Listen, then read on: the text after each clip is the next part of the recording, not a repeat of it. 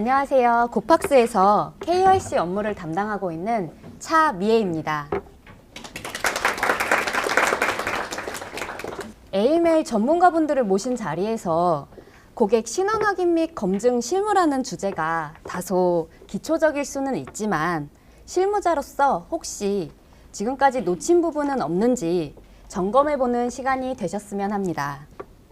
다들 식사하셨죠? 지금 졸릴 시간이신 것 같은데 제 강의는 조금 편하게 들어주셔도 되는 주제니까 편하게 들으셨으면 좋겠습니다. 지금부터 발표를 진행하도록 하겠습니다.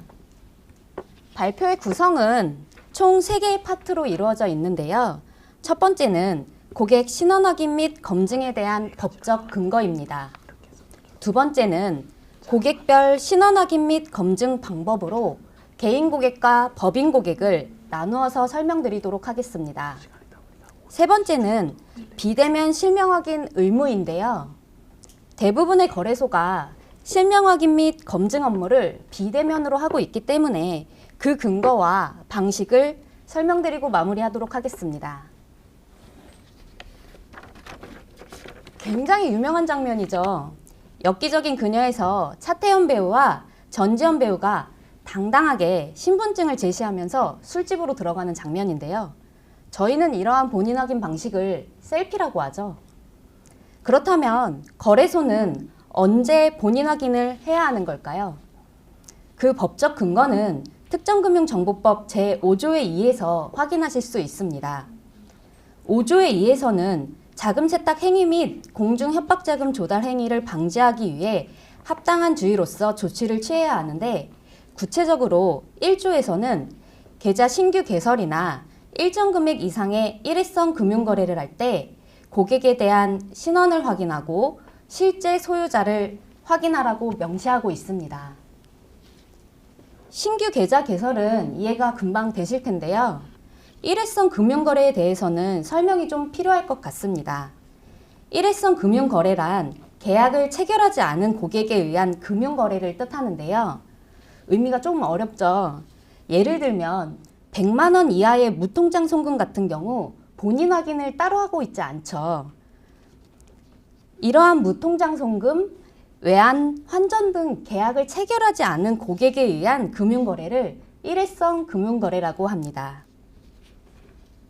거래소의 경우 신규 계좌 개설에는 해당이 되지만 회원가입이라는 계약을 통해서 거래를 하기 때문에 일회성 금융거래는 발생하지 않습니다. 2, 3조의 내용은 한번 읽어봐 주시고요. 오늘 주제인 고객 신원 확인에 대해서 좀 더 설명하도록 하겠습니다. 그렇다면 신원 확인이란 무엇일까요? 실명 확인하고는 어떻게 다른 걸까요? 실명과 신원의 차이점은 법령에서 비교가 가능합니다. 실명은 성명과 주민번호를 뜻하고 실지 명의를 줄임말입니다. 금융실명법에서 실지 명의에 의한 금융거래를 해야 한다고 명시하고 있는데요. 즉, 본인의 명의로 금융거래를 해야 한다는 뜻입니다. 반면에 특정금융정보법에서는 신원 확인을 하라고 명시되어 있는데요. 특정금융정보법은 자금 세탁 행위와 공중 협박자금 조달 행위를 규제하는데 그 목적이 있는데요. 실명 확인만으로는 그 사람이 자금 세탁을 하는지 공중 협박자금 조달 행위를 하는지 알 수가 없기 때문에 실지 명의뿐만 아니라 주소, 연락처, 실소유자 등 거래자 본인이 당사자가 맞는지 추가적인 정보들을 통해서 확인해야 합니다. 실명을 확인할 때 실명 확인 증표, 즉 신분증을 사용하는데요. 대면과 비대면이 유효 신분증에서 차이가 있기 때문에 설명을 드리고자 합니다. 실명을 확인하는 방법은 대면과 비대면이 동일한데요. 국가기관 등이 발급한 것으로서 성명, 주민번호 등이 기재되어 있고 부착한 사진에 의해 본인 확인이 가능하다면 실명 확인이 가능합니다. 대면에 의해서 유효한 신분증은 주민등록증, 운전면허증, 여권뿐만 아니라 복지카드, 공무원증도 가능합니다. 그러나 비대면에서는 유효한 신분증이 내국인 기준 주민등록증, 운전면허증, 여권입니다. 비대면에서 가능한 신분증은 3가지이지만 대부분의 거래소에서 여권의 경우는 주민번호 뒷자리와 주소 확인이 어렵기 때문에 아직까지는 주민등록증과 운전면허증만 유효합니다. 고객 신원 확인을 하고 나면 검증을 해야 한다고 언급하고 있는데요. 검증이라는 개념을 설명드리고자 합니다. 검증의 정의는 신뢰할 수 있고 독립적인 문서, 자료, 정보 등을 통하여 정확성을 확인하는 것입니다.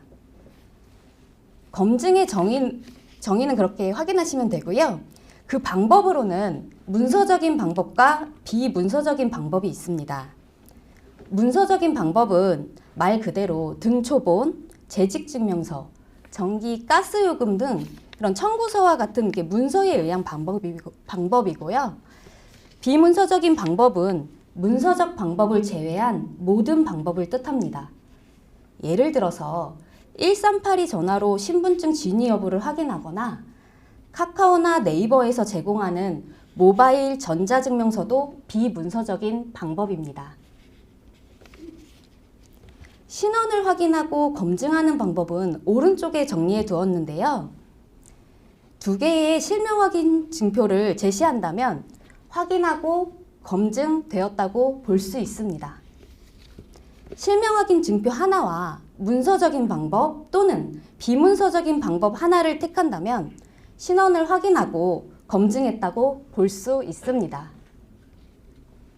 여기서 중요한 점은 1차 문서인 실명 확인 증표가 필요하다는 점인데요. 당연한 이야기지만 실명 확인은 실명 확인 증표 없이 등본이나 재직증명서만으로 신원을 확인하고 검증할 수 없습니다. 이건 검증에 대한 개념을 설명드리기 위한 예시고요.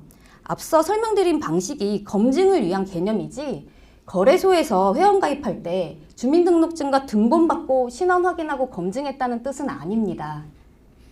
특정금융정보법상 신원 확인 및 검증은 어떻게 적용되는지 다음 장에서 설명드리도록 하겠습니다.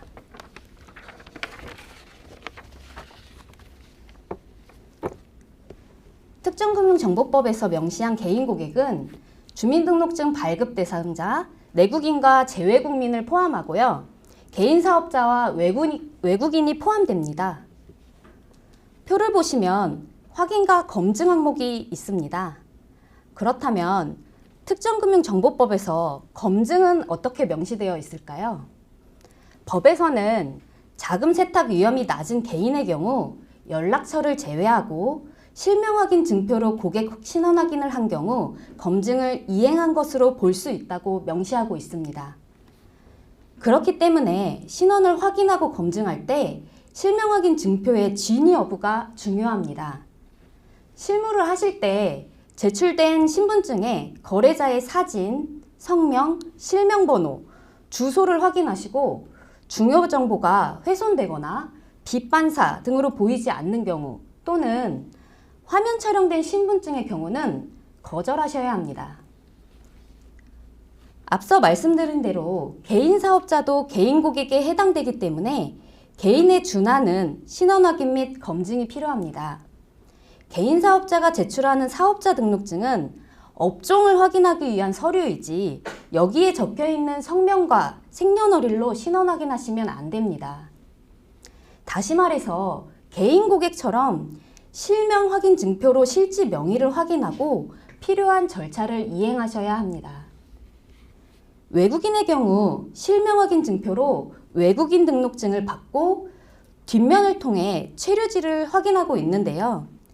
체류지가 확인되지 않거나 체류기간이 만료된 경우 체류기간 연장 확인서나 외국인 등록 사실 증명서 또는 비문서적인 방법인 하이코리아를 통해 만료일을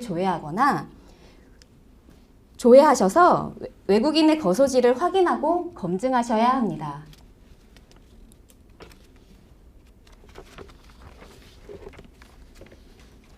외국인 등록증이 2023년 4월 1일부터 변경되었습니다. 간략히 설명드리자면 사진이 오른쪽으로 변경되면서 확대되었고 외국인 등록번호 13자리를 주민등록과 같은 방식으로 기재되었습니다. 또한 QR코드를 통해 성명, 성별, 체류 자격 등이 확인 가능합니다. 4월 1일부터 발급된 외국인 등록증에서 확인 가능하고 기존 발급된 외국인 등록증의 경우는 재발급 받기 전까지는 유효합니다. 이렇듯 실명확인 증표에 변경이 있다면 해당 내용을 확인해 주셔야 실무에서 신분증의 위변조 여부를 확인할 수 있습니다. 구체적인 내용은 법무부 보도자료를 통해 확인해 주시길 부탁드립니다. 다음은 법인인데요. 법인의 경우 주민등록증이나 운전면허증이 따로 없죠. 법인은 자연인과 구별되는 법률에 의한 단체나 재산을 의미하는데요. 특정금융정보법에서 확인해야 하는 법인 신원 확인 사항을 다음과 같이 정의하고 있습니다. 간략하게 설명드리자면 영리법인은 업종, 비영리 및 단체는 설립 목적, 외국 단체는 국내 거소지를 확인한다는 점을 제외하고는 확인해야 하는 사항은 동일합니다. 법인의 실질 명의를 확인하는 서류로 영리법인은 사업자 등록 증명원과 등기사항 전부 증명서가 있고 비영리 단체의 경우는 고유번호증을 확인하고 있습니다. 마찬가지로 이를 검증하는 방법도 문서적 방법과 비문서적 방법이 있는데요. 법인의 경우는 대면이 원칙이기 때문에 추가적으로 법인 인감증명서, 주주명부 등 법인의 실체를 확인할 수 있는 다양한 문서를 진구하고 있고 전자공시나 크레탑 정보 등 비문서적인 방법으로도 검증을 하고 있습니다. 사실 저도 법인 KYC를 담당하고 있는데요. 법인의 경우는 서류를 확인해야 되기 때문에 오탈자뿐만 아니라 서류가 제대로 진구되고 있는지도 확인해야 되고요. 실체를 파악할 수 없다면 그때그때 추가적으로 요청하는 서류도 달라지곤 합니다. 법인을 담당하는 실무자는 미신고 가상자산 사업자와 거래하지 않도록 법인에 대한 신원을 확인할 때 모든 검증 방법을 사용해서 꼼꼼하게 처리될 수 있도록 주의하셔야 합니다. 다음 주제는 비대면 실명 확인 의무에 대해서 설명을 하려고 하는데요. 그 근거에 대해서 먼저 알아보려 합니다. 은행 창구에서 계좌 개설한다고 휴대폰 인증하지 않잖아요. 그렇지만 거래소에서는 계정을 개설할 때 휴대폰 인증합니다. 왜 그럴까요? 거래소는 비대면으로 회원가입을 하고 있기 때문에 비대면 실명 확인 방식을 준수하셔야 합니다. 그 근거는 금융위가 발표한 2015년 계좌 개설 시 실명 확인 방식 합리화 방안에서 확인할 수 있습니다. 금융실명법에서는 실명 확인 방식을 거래자가 대면하는 방식으로 정의하고 있었는데요. 이를 대면하지 않아도 거래자의 실명을 확인할 수 있는 복수의 방식으로 확인 가능하다라고 유권 해석이 바뀌면서 비대면으로도 실명 확인이 가능하게 되었습니다. 이후 2017년에는 비대면 실명 확인 관련 구체적인 방안이 개정안이 발표가 됐고 여기서 비대면 실명 확인의 정의뿐 아니라 범위, 종류, 방식 등을 명시하였습니다. 전부 설명드리면 좋겠지만 시간 관계상 저는 비대면 실명 확인 방식에 대해서 좀 더 설명을 드리도록 하겠습니다. 비대면 실명 확인 방식은 2+1 방식인데요. 의무사항 5가지 중에서 2가지 이상을 택하고 권고사항 2가지 중에서 1가지를 택해서 복수의 방식으로 실명 확인을 하고 있습니다. 예를 들어서 1번의 실명 확인 증표 사본 제출과 4번의 기존 계좌 활용을 택하여 의무 항목에서 2가지 선택 가능합니다.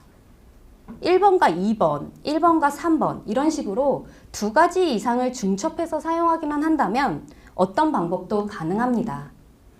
일부 금융회사에서는 영상통화나 적금 매체 전달 과정에서 본인 확인을 진행하기도 하는데요. 거래소의 경우 적금 매체로 사용할 현금카드나 OTP가 따로 없기 때문에 택하기는 좀 어렵고요. 영상통화의 경우 실제 안면인식 기술이 바탕이 돼야 되기 때문에 기술력이나 자원적인 문제가 해결돼야 채택이 가능합니다. 권고사항 6번과 7번 방식에서도 한 가지를 택해야 되는데요. 6번 타기간 확인 결과 활용의 경우는 공인인증서와 휴대폰 인증이 있는데요. 신분 확인 후에 발급한 파일이나 전화번호를 활용하는 방법입니다. 7번의 다수의 개인정보 검증의 경우는 신용정보 회사 등이 보유한 정보와 대조하는 방법입니다. 권고사항은 금융회사가 자체적으로 도입도 가능한데요.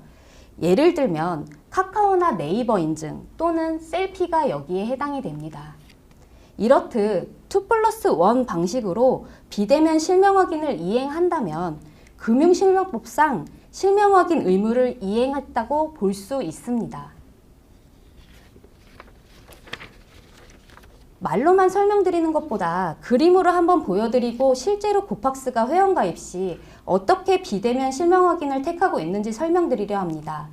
붉은색으로 표시된 신분증 제출과 기존 계좌를 활용하는 방식, 여기서는 1원 인증이라고 표현하여 있는데요. 의무사항으로 2가지를 택하였고 휴대폰 인증 방식을 1가지 택하여 비대면 실명 확인 방식 2+1을 이행하고 있습니다.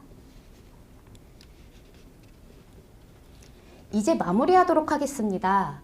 해당 기사는 최초 신원 인증이 중요하다는 내용으로 도난당한 휴대전화 속에서 신분증 사본을 통해 대출이 실행되었다는 내용입니다. 남일 같지만 저도 휴대폰 속에 신분증 찍어두곤 하는데요. 휴대폰 잃어버려서 대출 실행되고 가상자산으로 이전된다면 생각만 해도 아찔합니다. 그렇다면 거래소는 안전할까요? 거래소 보이스피싱 발생 현황을 살펴보면 피해 규모가 점차 증가하고 있습니다. 보이스피싱이랑 비대면 실명 확인이랑 무슨 관계지? 라고 반문하실 수 있으신데요. 아직까지 신분증 도용 건이 기사화되지 않았을 뿐 거래소가 관련된 금융사고에 신분증 탈취나 도용 건도 분명 존재합니다.